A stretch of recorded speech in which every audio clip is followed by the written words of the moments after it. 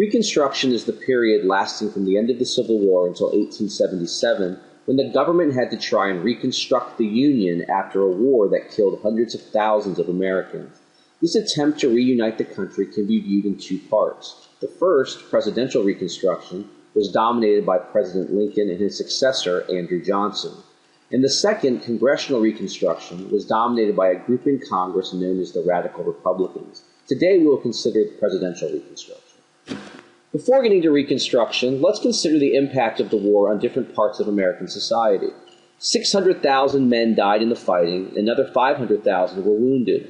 For soldiers returning home from the war, many returned with physical disabilities. There was a lot of money to be made after the war for those who sold prosthetics as a result of the numerous amputations that took place during the war.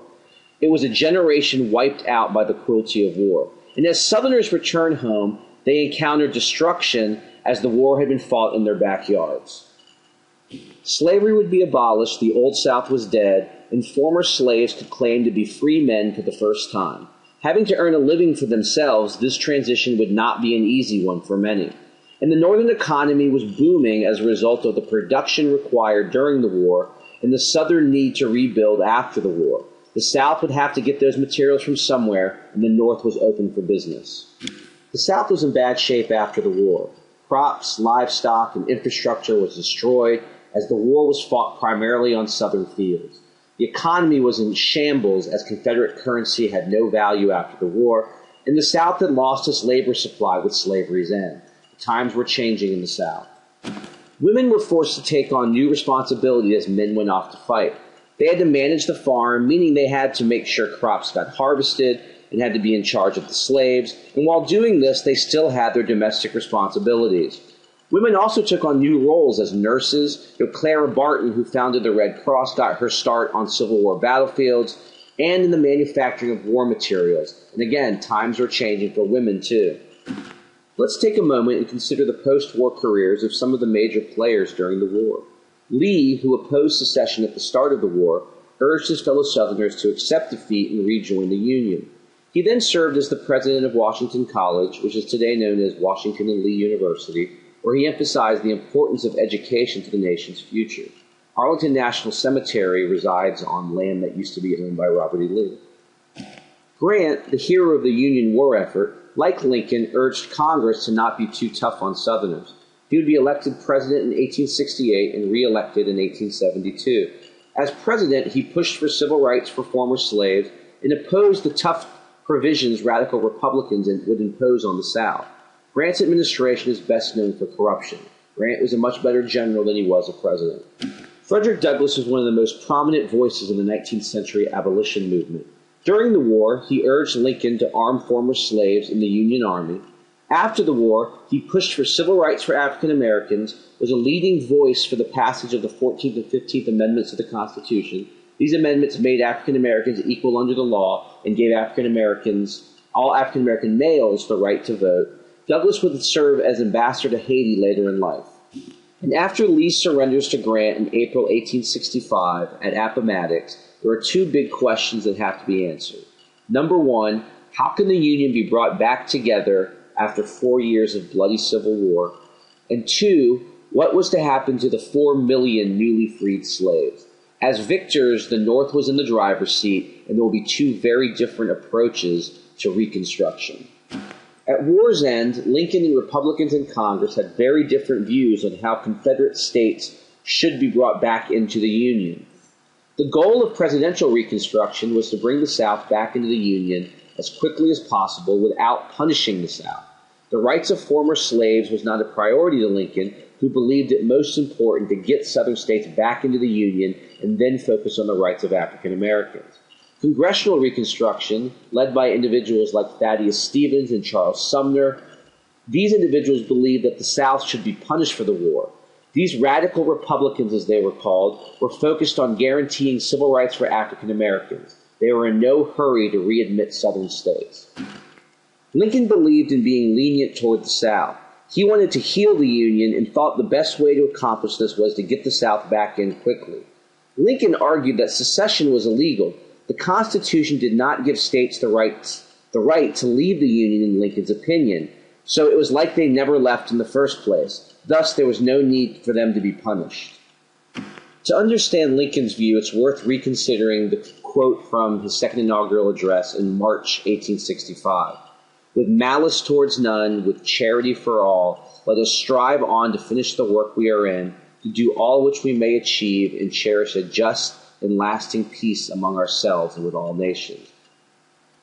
Lincoln's formal plan for Reconstruction was known as the 10% Plan. Lincoln proposed this plan in 1863 as the Union started taking over parts of the South.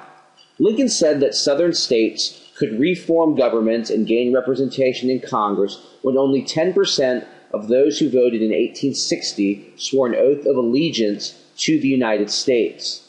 And outside of calling for the right to vote for well-qualified African Americans, Lincoln's plan did not address the rights of freed slaves, which did not sit well with Republicans in Congress. The president and his wife attended Ford's Theater on April 14, 1865, only 5 days after Lee's surrender at Appomattox. At around 10:13, John Wilkes Booth, a major star on the stage and a Confederate sympathizer, shot President Lincoln in the back of the head. This was the only part of Booth's plot to succeed. The plan was to kill Lincoln, Vice President Andrew Johnson, Secretary of State William Seward, and General Grant. At 7:22 in the morning on April 15th, President Lincoln was declared dead, prompting Secretary of War Edwin Stanton to pronounce, "Now he belongs to the ages." Lincoln was the first of 4 U.S. presidents to be assassinated. He died at the height of his popularity, and his death had a major impact on the future of Reconstruction. I spent one summer as an intern at the Newmarket Battlefield Military Museum in the Shenandoah Valley, and a gentleman from New York came in and ignorantly asked me, "Don't you people in the South celebrate John Wilkes Booth's birthday?" I will tell you what I told him that day. Lincoln was a moderate. His death increased tension between North and South. Some in the North even blamed the South for Lincoln's death, thinking that there was some sort of plot to kill the president. Lincoln's death lays the groundwork for radical Republicans to take control of Reconstruction, thus making it much, much, much tougher on the South to re-enter the Union. So to answer his question, Lincoln's death was the worst thing that could have possibly happened to the South during Reconstruction. John Wilkes Booth's plot involved many players. One, Mary Surratt, was a boarding house owner and was convicted as a co-conspirator in the plot to kill the president for hosting a meeting of those involved. On July 7, 1865, Mary Surratt, in spite of many calls for clemency, was the first woman to be executed by the federal government. Let's close the show by considering the elevation of Andrew Johnson, a Democrat from Tennessee, to the office of president. Johnson became the nation's 17th president following Lincoln's assassination. His plan for Reconstruction was similar to Lincoln's, except that it made it more difficult for large property owners to vote. Johnson was not a rich man and was no fan of wealthy farmers. Johnson would allow these people to vote after they came to the White House and received a personal pardon from he, the president. Johnson eliminated the 10% provision, but added that states must ratify the 13th Amendment to the Constitution, which abolished the institution of slavery. Presidential Reconstruction worked in some ways but failed in others. Many Confederate leaders were able to be part of the new state governments established because of Johnson's pardons. Southern governments were able to pass black codes, which allowed Southern states to control African Americans through discriminatory laws, like laws that didn't permit African Americans from traveling without passes. They couldn't carry weapons. They couldn't serve on juries. Basically, black codes or slavery in all but name. And lastly, presidential Reconstruction sets up a showdown between President Johnson and the radical Republicans that will ultimately result in Johnson's impeachment and the congressional takeover of Reconstruction. And we'll talk about that next time. Until then, good night, Albuquerque.